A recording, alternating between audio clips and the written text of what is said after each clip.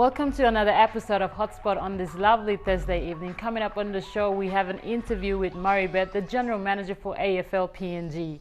We then have a chat with Carl Murray, PNG Karate President, as he updates us on the Karate Championships and the selection for the PNG Karate team for the 2015 Pacific Games. And also we have the athlete's profile for this week. We got to speak with PNG's swimming sensation, Ryan Pini. Yeah, we have a number of kids that are really stepping above their mark now, and with the funding that we've been given as many sports for the Pacific Games, I think it's really helped quite a lot even just now. So yeah, over the next year we're going to see a lot of improvements on those younger kids coming through. Without further ado, we join Murray Baird as he gives us a rundown on the talent camp and how it is shaping up for the 2014 season. Mr. Baird, we're here today for the boys who are training for the talent camp that you'll be hosting up in Kimbe. Can you tell us a bit about the camp that's going to be happening? It's going to be held on the 13th to the 15th of December, and followed by another talent camp in Kavieng from the 17th to the 19th of December.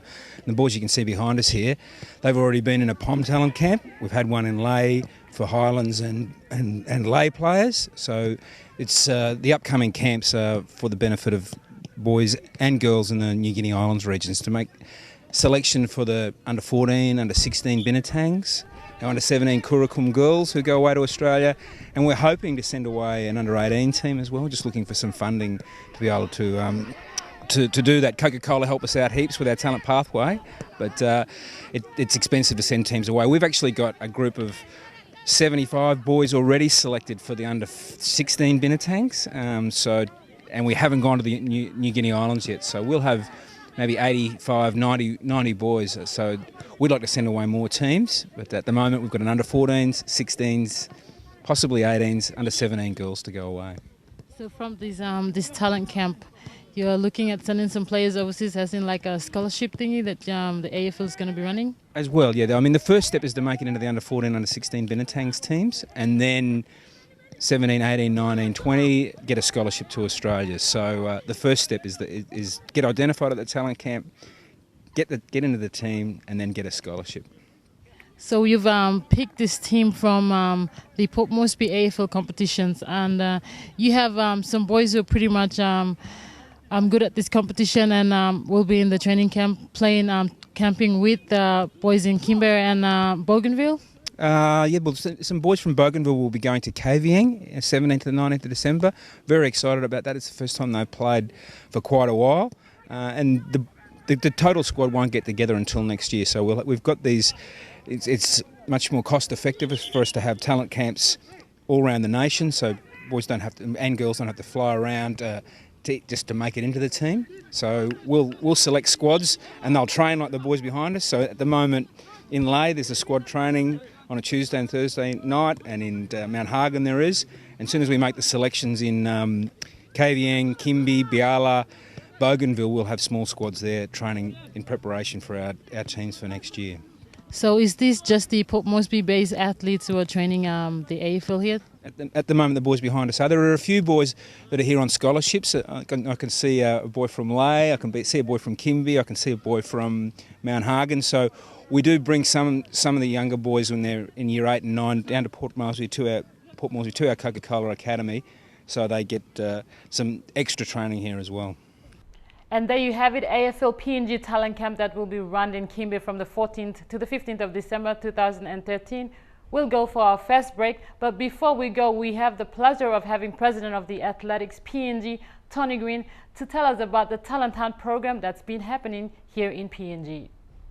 Hello Tony, and welcome to Hotspot. Thank you, Godwin. Tell us about the rundown of the talent program here in Moresby. This is the second, actually the third visit to Moresby. We had the big program about 10 days ago, where we did all the jumping events and the javelin and shot put. We came back here this week for the hammer throw and the discus, and now we're finishing the program off with a competition. What are some of the centres that you visited apart from Moresby? We went from Moresby to Lae, then to Mount Hagen, and then over to Kokopo before we came back to Port Moresby. Have you seen any potential in the athletes that took part in the competitions? We have, yes. It's been very successful. We've found a lot of good jumpers, especially in the men's. We've found a few throwers, not a huge number, but there is a small number of good throwers potentially there. And I think the standout performer today has been Debono Paraka. I think he's at school in New Zealand, I understand, but he's here on holiday at the moment. He threw the discus 43 metres, which is only 2 metres short of the national record. And that's it's the second best ever by a Papua New Guinean for the discus. So are there any preparations after these? Yes, we're going to follow up this program with a training camp. We think it'll be in Kokopo, but that's yet to be confirmed. So we've got quite a lot of data to sort out following this program. We need to go through the results of all the tests that we did to come up with a list of athletes, and I'll also consider the results of the competition that we've held here today. So from that information, we'll get together a number of athletes for a training camp, and then from that camp we'll have a smaller number of athletes that we'll be targeting for the games, and we'll start working on those athletes. That was the Athletics PNG President Tony Green. Coming up on the other side, Godwin Aki speaks to PNG Karate Federation President Carl Murray. You're watching Hotspot.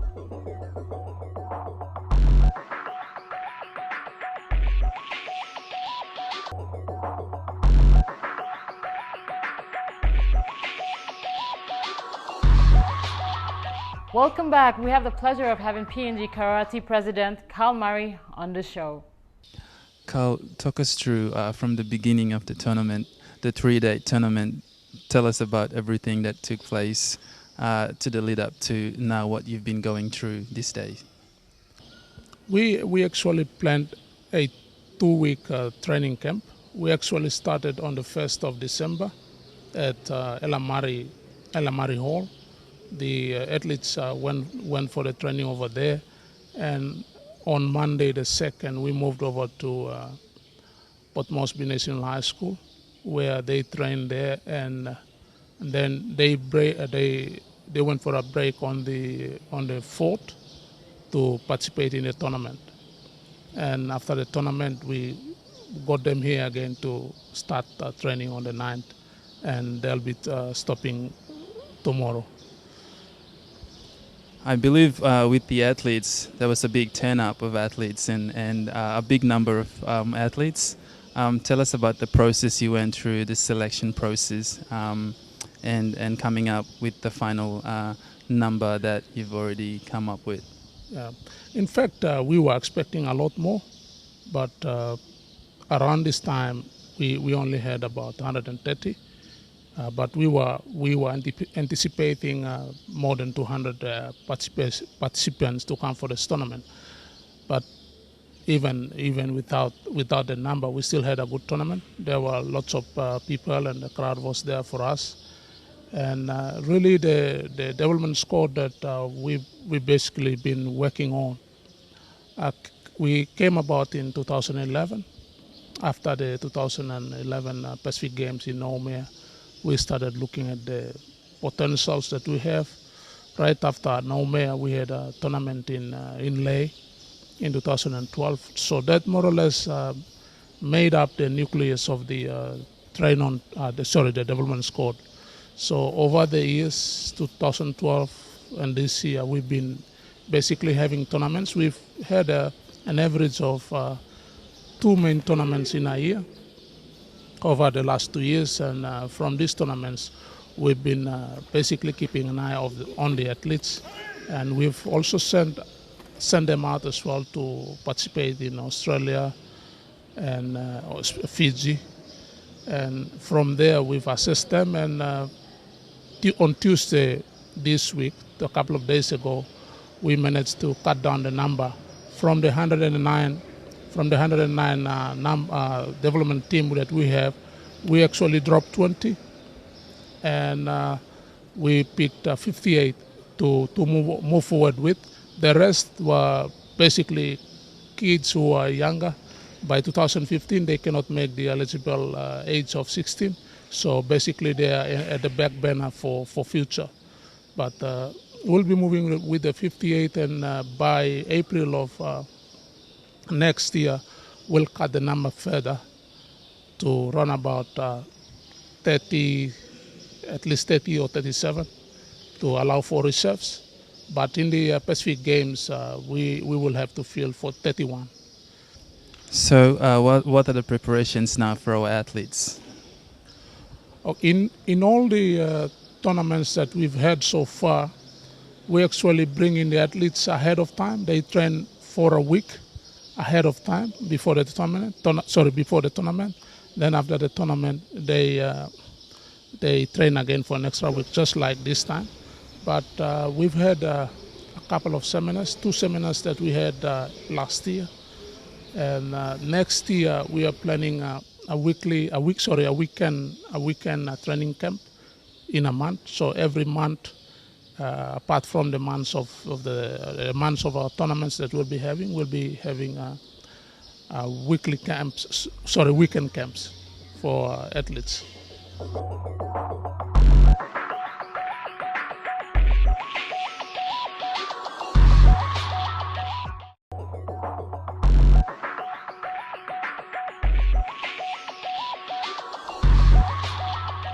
Welcome back. We are joined by our athlete's profile for this week, none other than the PNG swimming sensation, Ryan Pini. Yeah, well, so far it's been going good. I found that I've had a real consistent sort of training level over the last couple of months. Unfortunately, I've injured my knee, so it's sort of put me out of the water for a little bit. But yeah, I'm getting really excited and motivated to really kickstart next year for a big preparation. It's going to be a big year next year to get my levels back up to what they used to be. A few competitions next year sometime. I even had a bit of a race at our club championships just over a month ago, which I was pretty pleased with my levels and how fast I was swimming, and it just gives me an indication of where I'm at. So lots of hard work to do, but I'm definitely motivated for it. Tell us about your knee. Yeah, I just had a bit of a fall on it, so a bit of a high impact and just fractured my tibia slightly. So it's just a little bit swollen and sore, but it will recover over the next, by the end of the month it should be good to go again, and just got to take it easy. But yeah, I'm highly motivated to get back in and have a big year next year. You're PNG's successful swimmer, and what is your view on swimming in general, the upcoming talents? What do you see? Yeah, we have a number of kids that are really stepping above their mark now, and with the funding that we've been given as many sports for the Pacific Games, I think it's really helped quite a lot even just now. So yeah, over the next year we're going to see a lot of improvements on those younger kids coming through, and when we look at medal hopefuls, there'll be some of those kids that we're targeting specifically for a few events. So yeah, I think it's going to be good, and I hope that we have a strong team, and it really just depends on how committed and dedicated these swimmers are, just as well as any other sports. It's we've only got a year and a half, and it's going to take every day out of the next year and a half to swimming. What do you think we should improve on? I think well, we've got a new pool being built. Unfortunately, that won't be ready until closer to the game. So yeah, at the moment we're sort of we're in a shorter, smaller pool, which makes things a little bit more difficult. But it doesn't mean that we can't improve. So yeah, I think probably just more competitions. Our kids need to be exposed to that level of competition and really see what everyone else is doing. So and we've had a good opportunity this year to do that, and next year again is we've got Commonwealth Games, Oceania, and PAMPAX as well. So there's 3 big competitions that we're focusing towards. This talk of you resigning after 2015, is it still going to happen? Yeah, that's going to happen. I've had just over a year out of the water now since Olympics last year, and I do miss swimming, but in those last years in my swimming, I felt it was harder on the body to keep that level of commitment up. Plus, when I was that dedicated, I wasn't able to work, so it's time for me to settle down after 2015 and focus on other things. But I'm going to miss it, but hopefully there's a legacy that other kids in Papua New Guinea can aim towards, and to be someone that I used to be, and really give it my all for Papua New Guinea. What is your perspective on the development of sports in Papua New Guinea? I think it's really come through in the last year that I've been back living in PNG. The government, the Olympic Committee have really put in a lot of effort to see exposure for Papua New Guinea over international competitions, as well as getting an idea of how to run their sports and administration side of things. So, with our new facilities coming in, they're going to be world class. So I think this is, it's all upwards for our sportsmen and women in Papua New Guinea, and we should see some really good things in time. Most of our facilities are yet to be given a facelift. Do you think we'll be achieve that in time for the 2015 Pacific Games? I hope so. I don't really know if they will be, but I'm sure they will be. It's just, for some, I think it's unfortunate that we won't be able to use them for a lot of time before the Pacific Games. So that just means we have to deal with what we have, which is, like I said before, it's manageable, and it doesn't give us an excuse to not do well. It's, we just have to put the effort in to do well. What changes does swimming has in terms of medal contention in the 2015 Games? Do you think we... Yeah, I think we're looking good. The Mini Pacific Games was a very huge success, so I think that motivates a lot of people. The extra funding that we get, now we can push on to compete harder and faster. So I'm sure that we're going to win probably more golds than we ever have before. Looking at the next year and a half, there's going to be a lot of success, I think. So apart from your time in the pool, what do you do as a person?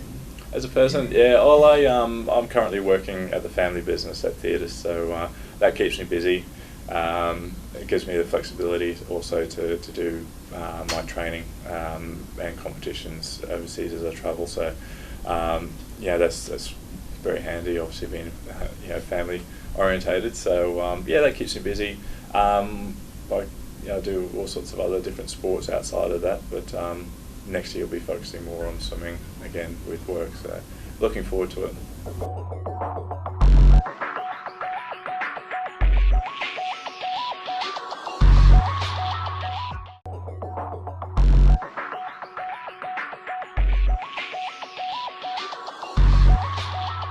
It's time to wrap up Hotspot for another week. Let's take a look at Hotspot for this weekend.